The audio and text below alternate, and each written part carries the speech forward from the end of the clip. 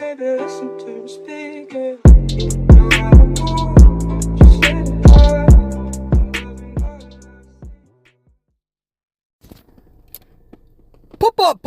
Pop, persuadable. What's going on, boo-boos? So, there's this rumor that trees don't poop.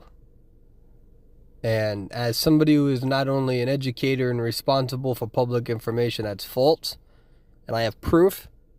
If you do not think that trees poop, then where do number 2 pencils come from? That's so dumb. Oh. It's the little things in life. I'm telling you, the little things in life. All right. So today we're going to talk about breakups. This is going to be one of those videos where I open up, we talk about something. I told you this is part of the direction that the channel is going into, and I am still working on anime review layouts, and they're going good. Okay.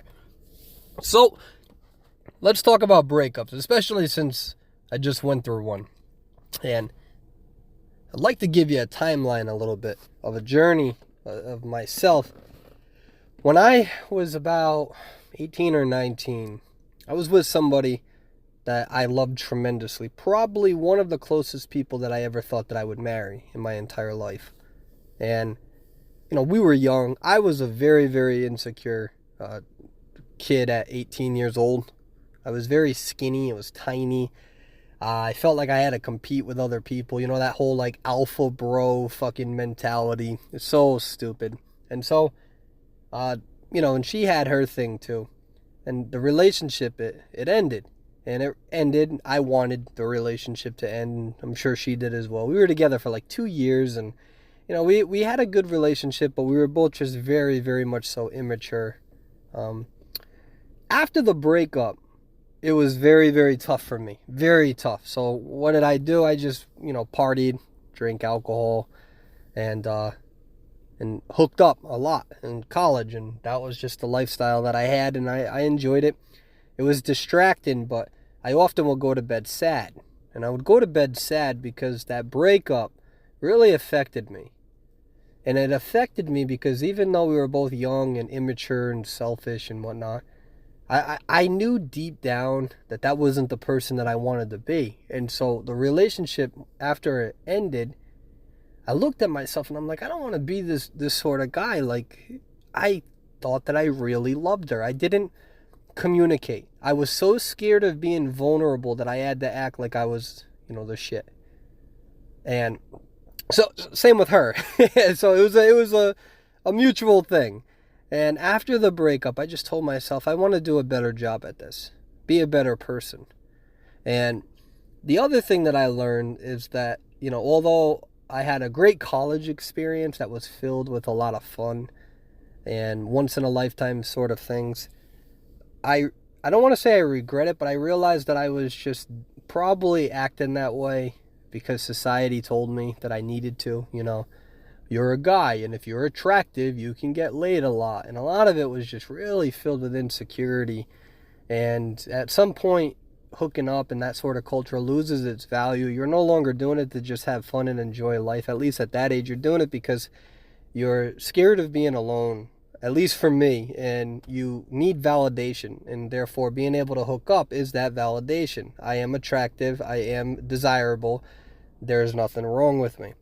Now, this is not how everybody is, right? That's not a push on the hookup culture or anything like that. There is a way to do that and be fun and responsible, and I have no problems with that.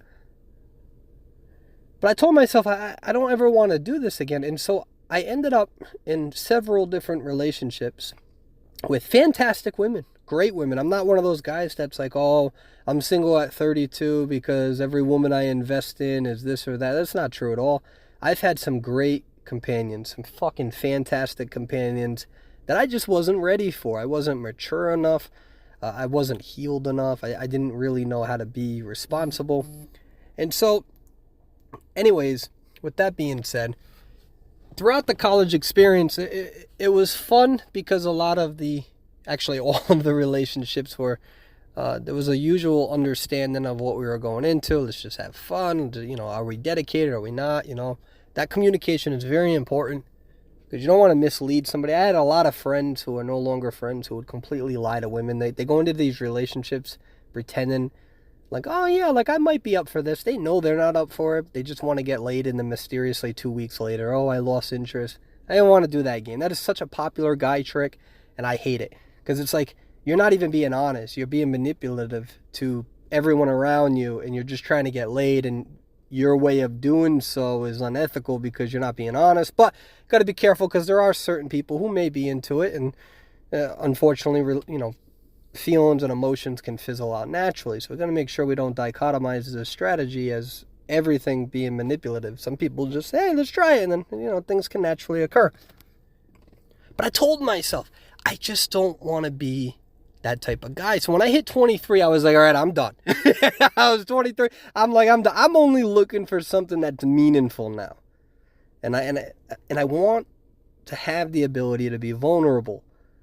Because after the breakups that I've had and all that, I didn't want to be this guy that was like, oh, fuck it, it's not worth it. I don't want to be open. I don't want to put everything on the table. I realized that wasn't who I was. When I really love and care for somebody, I am capable of a lot. And I need to just tell myself that it's okay to be vulnerable and it's okay to put everything on the line because that's what I like as a person. And so when you act like that, when you enter a relationship and you're not playing games, you're just being honest, you're telling them what you're looking for, what you want, you're communicating that with them, you're trying to be nurturing. If things don't work out, the difference between 18 and how I am now is that I was obsessed with the end result when I was younger. I was afraid of being vulnerable. I was afraid of being hurt. And so therefore I would not communicate and I would not be honest with myself. And they weren't effective relationships. But at 32, it's the opposite. And it's like, I do want to be vulnerable. I do want to be honest. I do want to put everything on the line because I think you're worth it. And if things don't work out, I don't want to focus on being hurt or upset with the end result like I was when I was 18, which barricades me from being who I am, from truly loving and being empathetic and honest as a person. I don't want to walk away from a relationship with regrets because I've been on many different lines of how it feels to deal with breakups. I've been cheated on. I've been manipulated. I even had somebody fake a baby once. So I've dealt with a lot of trauma when it comes to breakups and how toxic they can be. But the worst of it all, I swear, is a breakup that you feel ended because you didn't bring everything to the table. And that is tough. That is really tough because then you have to think about it every night you go to bed. And then the inability to be who you are, and in my case, being vulnerable, being honest, telling you what I'm looking for. You don't want to live your life filled with regrets, thinking, could I have done more? Now, we can always do more. Always. There's always room for improvement. Unfortunately, I'm the type of person that learns things the hard way. I've always been a fighter since I was 8. And I don't mean fighter as in like punching people. I mean like as in I grew up in a way where I had a lot of bad tendencies and I've had to fight my entire life to get rid of those tendencies and become a better person. Unfortunately, being a good person wasn't just something that happened in my head. And so how I am at 32 it's taken a lot of work from 16 to 20, from 20 to 25, 25 to 30. And I'm going to be like this for the rest of my life. And I'm excited for it because I'm always going to become a better version of myself. I've never cheated. I've never hit a woman. I've never done those things. I'm a good, honest man. But I'm also annoying. I can be thick-headed. I can have pride. And I've had to work on these things. I've had to work on humility. There's been a lot of lessons that I've had to learn. And I've learned these in the natural course of growth, but as well as in my relationships. And so the point of this video is, what is the difference between breaking up at 18 versus 32? And what I can say is that for me personally, a breakup is always tough. I just had my relationship of 3 years end recently. probably about 2 or 3 months ago. And that was really tough. And there's always a roller coaster with breakups, right? You'll think about the happy memories and you can get really sad. You think about the family that took you in and, they're no longer people you can talk to on a daily basis. You grieve all that. You lose your best friend. You lose the one that you love, the family as well. At least short term, maybe long term, who knows, right? But the difference between 18 and 32 is that when I was 18, I would have played games. At 32, I didn't play games. So it actually makes the breakup a little bit more tolerable.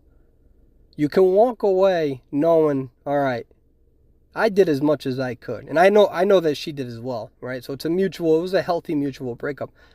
But when I was 18, it was like I could only process a breakup by like hating them, like fuck that person, or they don't know what they're losing out on or anything. And it's just so unhealthy because harnessing that animosity for other people, you don't need to root against people in order to move forward.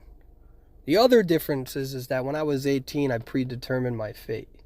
You break up, that's it for good. Bye. I look at life as that's probably how it's going to be, but, life is open. You can't kill someone in your head. You don't need to root against them. You should be rooting for them.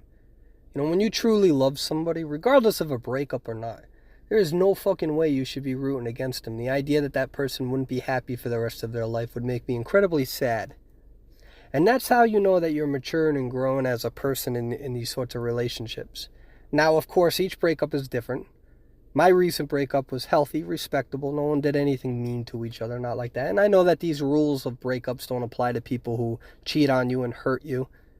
And I can't give advice or wisdom on those circumstances because that does hurt and you have every right to be hurt if you're a victim of that sort. But one thing I don't want to do, and I mentioned this, is I don't want to predetermine my fate. I don't want to hate somebody. I want to root for them and honestly hope for the best in their life, because if you become that person that hates somebody or you're rooting against them, that sort of negative energy, that's not the type of person that I would ever want to be with, because then if you're rooting against people, then what sort of person are you in the household?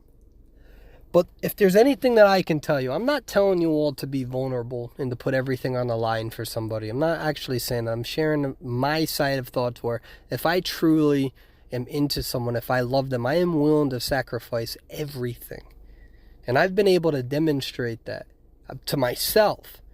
I'm able to fucking sacrifice my career, my time with family, my job, my YouTube career, everything. If I want to do it, no one needs to tell me. No one ever told me to ever do any of that stuff. This is a me thing. And I can look at that and I can say, wow, I really was vulnerable. I was able to put everything on the line. And now, even though the similarity of 18 and 32 is that in the end it didn't work, the difference is that there's no regrets. And you can walk away as a man saying, I know I did as much as I could at this point in my life. Maybe there's more I could have done. There's always more that we could be, that can be done. But, and of course, don't let me lie to you. A breakup is a roller coaster.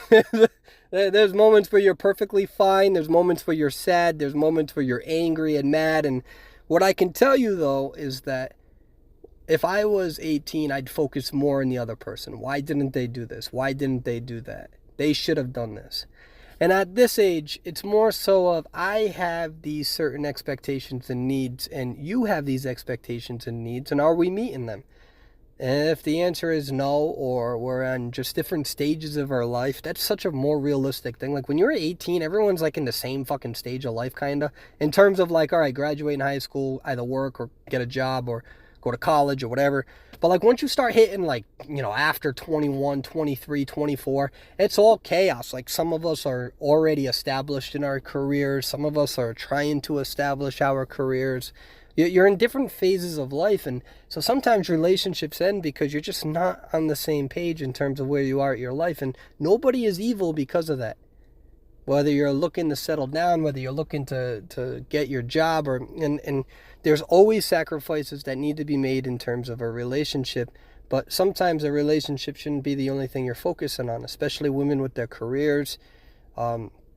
aspirations and goals. But what I can say is this, all right? If you are honest and you do your best not to play games and you communicate, and I know that can be daunting for a lot of you, don't get focused on the end result, because if things are going to happen, there's only so much that you can control in this world. I mean, COVID-19, I wasn't even able to see my significant other at the time for over a year at one point. There's no way to control for that. So if you're so focused on the end result that you stop living in the moment, then the end result will probably be more disfavorable, that might be a word that I just made up, than favorable, because you're not actually giving it all you got. And if you're scared of being vulnerable and you have those walls up, and if you're not truly being who you want to be, then you're not truly focusing on your relationship. You're only focusing on yourself. And relationships can't survive that way, with pride and ego, lack of humility. It doesn't work. And so I go back to that where I say 1832, same result, breakup, but integrity. The ability to look at yourself and say, I'm proud of who I'm becoming. I'm proud of what I was able to do. And hopefully she can say that too, right? She deserves to be able to say that. But no animosity, no trying to hate somebody, no, get that sort of thought pattern out of your head if you're capable of doing so. It's not good. You won't heal. You'll take years. It's okay for other people to be happy without you. You can't convince people that you're worth it. And likewise with them.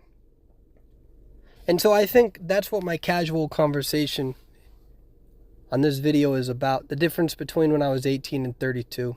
Maturity. The ability to continue moving forward. I think my breakup happened in September. So we're starting to hit, I think, 3 months. And I'm okay. I promise. I'm doing good. I'm doing fantastic. On a scale of 1 to 10, I'd say I'm giving myself a 7 out of a 10.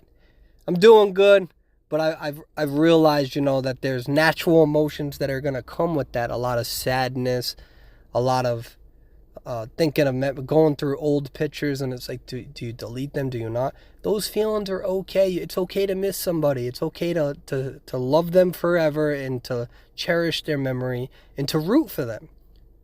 And I think I'm very proud of myself that I've been able to change the way that I process this throughout my life. And so I am not telling you what to do with your life, and I'm not giving you really any advice other than just do the best you can to be who you are at that point in time. Do the best that you can, so when you look at your relationship, you say, would I have regrets if this ended today?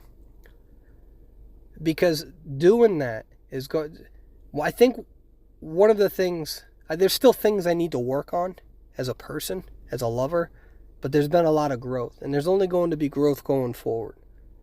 So for those out there, maybe these words and my storytelling can help you in a way that I needed help at one point in my life with, saying, okay, I need to mature. I need to be a better person. It's one thing if you're not looking for a relationship. It's one thing if you don't want to be vulnerable. It's one thing if you don't want to open up and you just want to be yourself. That's fine.